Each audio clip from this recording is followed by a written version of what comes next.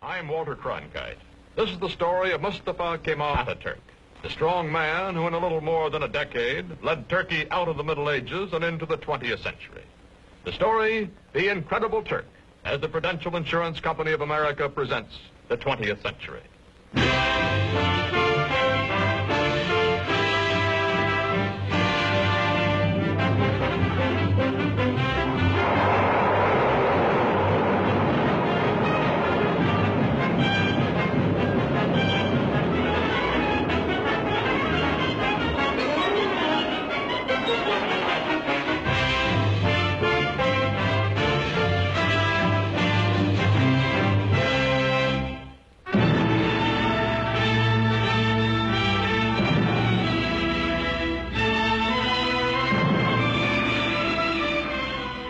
In the Middle East today, chaotic, vulnerable to Soviet expansion, Turkey, modern, powerful, and a rarity in this area, pro-Western, is prepared to defend herself against any aggressor.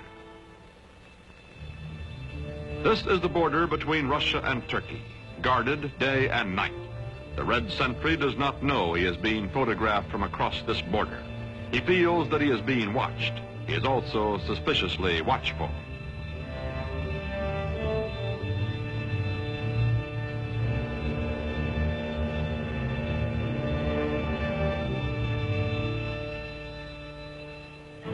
Today, Turkish cavalry defends the broken, desolate terrain at the edge of Asia Minor.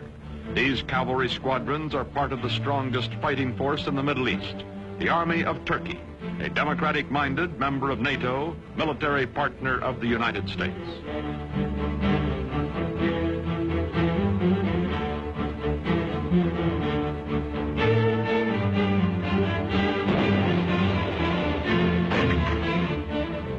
Modern Turkey, strong and stable, was created out of a dying Oriental despotism by one man, unique in history, Mustafa Kemal, called Atatürk, father of the Turks.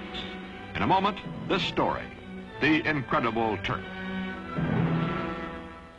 By 1900, the Ottoman Empire, land of many races and religions, has lost her ancient tolerances and her world position, is reduced from medieval splendor to medieval squalor. Ruled by inept autocrats, ruined by foreign wars and exploited by foreigners, the people are sunk in poverty, lost in lethargy, mostly illiterate. The Turkish Empire continues to exist only because the European nations cannot agree among themselves to dismember her.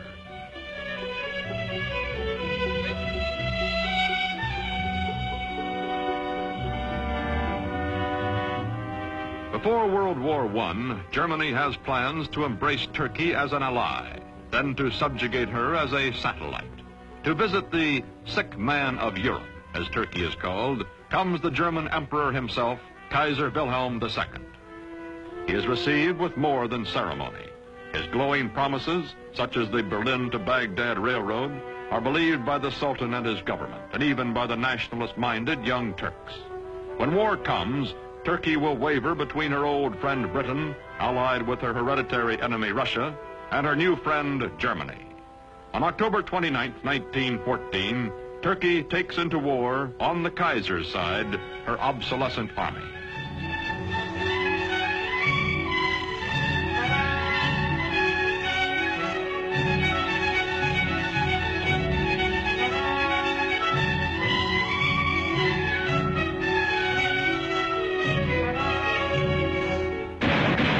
February 1915, the British plan to force the Dardanelles past Gallipoli, take Constantinople, and free Russian shipping in one naval campaign.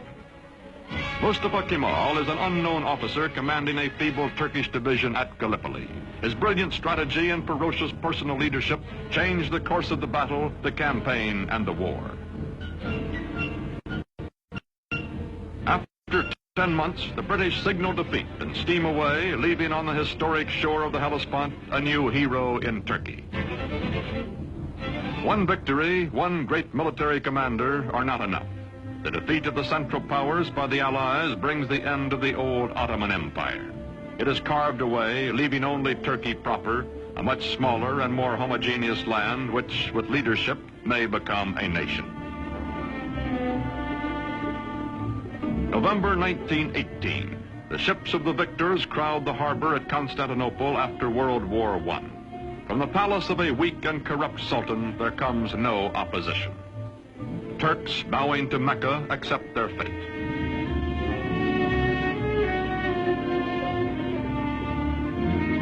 From France and from Great Britain, occupation troops disembark to take over the ancient capital.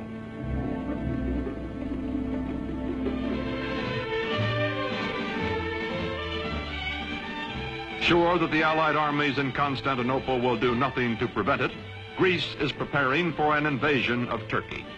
On May 15, 1919, the Greeks land their troops.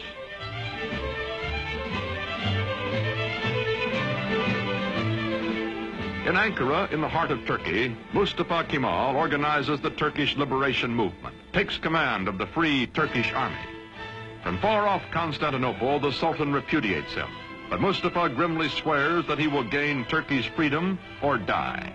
No other general equals this man, and the Turkish soldiers need only to be led to fight. They are traditionally warriors.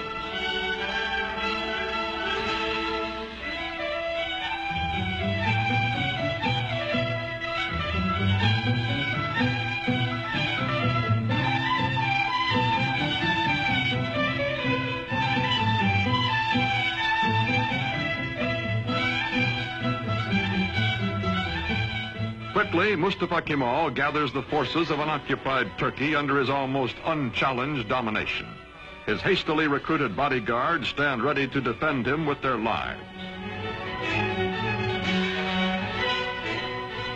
Mustafa Kemal pits his cold, inexhaustible toughness, his unyielding determination, his knowledge that the people are with him, against the continued fanatic opposition of the Sultan's government.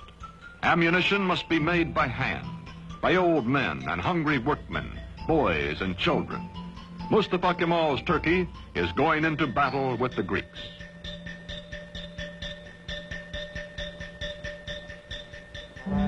The war with the Greeks lasts 3 years, from 1919 to 1922. The Turkish people know it is a war of extermination, atrocious, no quarter given or asked. Heroically led, the Turks advance against the invaders. The women leave their endangered homes to carry shells to the army.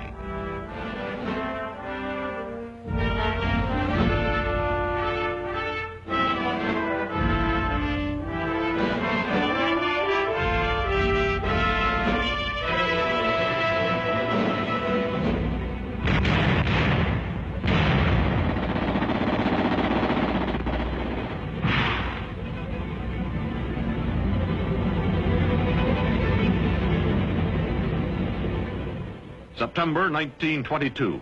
The Greeks are driven back to the Aegean Sea. Offshore, Allied rescue ships stand by. Into the seaport of Smyrna, called Izmir by the Turks, pour thousands of Greeks, joined by sympathetic Christian minorities, fleeing before the armies of the man whom the British call the most terrible of all the terrible Turks.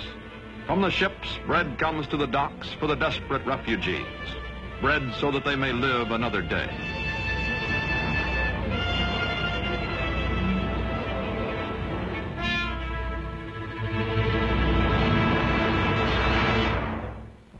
September 9th, 1922. The Turks enter Smyrna, last stronghold of the invaders. They take vengeance against the Greeks for whole Turkish villages wiped out, for their kinsmen massacred. The burning of Smyrna, the final atrocity that both the Greeks and the Turks disavow, ends a war that has become an unendurable nightmare for both sides. Its polyglot population takes to the sea as the flames destroy the great Homeric city.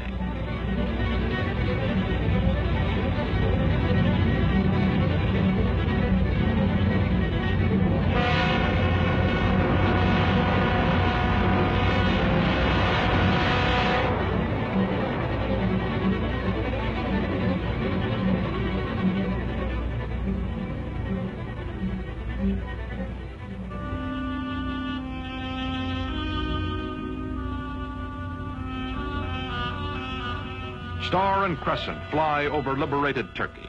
Mustafa Kemal Pasha, married to a woman of Smyrna who personifies his ideal of Western freedom for all Turkish women, is Chief of State and Supreme Commander of the Army. With the winning of the war, he removes his uniform, never to wear it again. He is now granted dictatorial powers by the elected National Assembly. In Constantinople, to be officially renamed Istanbul, the foreign occupation troops are evacuated. In the fall of 1922, Sultan Mohammed VI, whose family has reigned for 7 centuries, fears for his life and goes into exile as crowds cheer his going. Mustafa Kemal's victorious army enters Istanbul.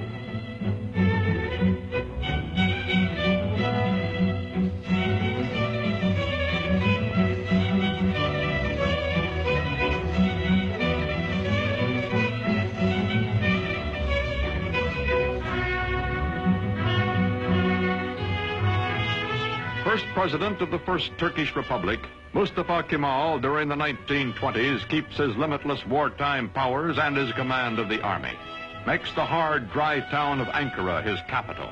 His fantastic dream is not of empire or conquest, but of creating a democratic Turkey, a new kind of Turk in his lifetime.